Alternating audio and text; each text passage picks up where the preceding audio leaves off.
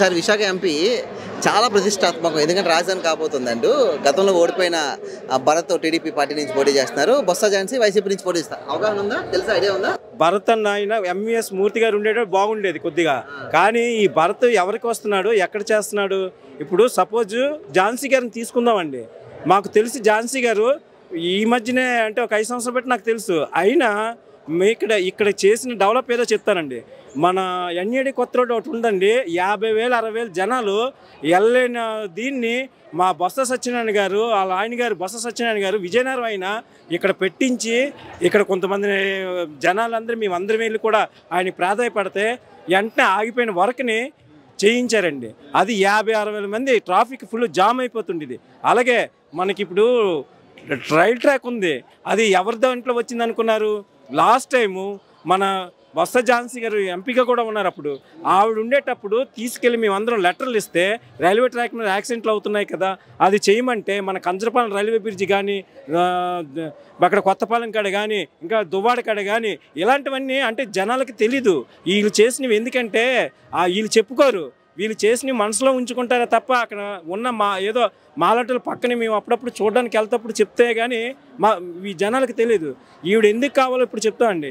ఇప్పుడు మనకి డెవలప్మెంట్ అవ్వాలంటే రేపు పొద్దున్న మన విశాఖపట్నం సిటీ డెవలప్ అయితే మనకి రాజధాని అవే అవకాశం ఉంది.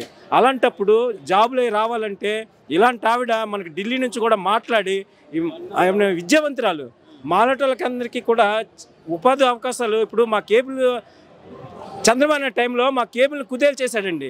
ఏంటంటే అక్కడ ఏమొచ్చి ఈయనున్నారు కదా మోదీ గారు, ఏం చేశారో చెప్తాను. ఏపీ ఫైబర్ అని చెప్పి పెట్టి ఇక్కడ మా కాడ ఏం చేశారంటే మేము ఒక 300 కనెక్షన్లు ఉన్నోళ్ళమే. అలాంటి వాళ్ళకి ఇక్కడ కొంతమంది చౌదరీస్ని పెట్టి ఆయన ఈ ఏరియాలో నెట్వర్క్లన్నీ వాళ్ళ హ్యాండ్ ఓవర్లో ఉంచి మాకు అడిగితే ₹1,00,000 కట్టండి అంటే ఫ్రీగా ఇవ్వాలండి. ఇది గవర్నమెంట్, ఇది బాక్స్లు అడిగితే డబ్బులు అడిగేవారు.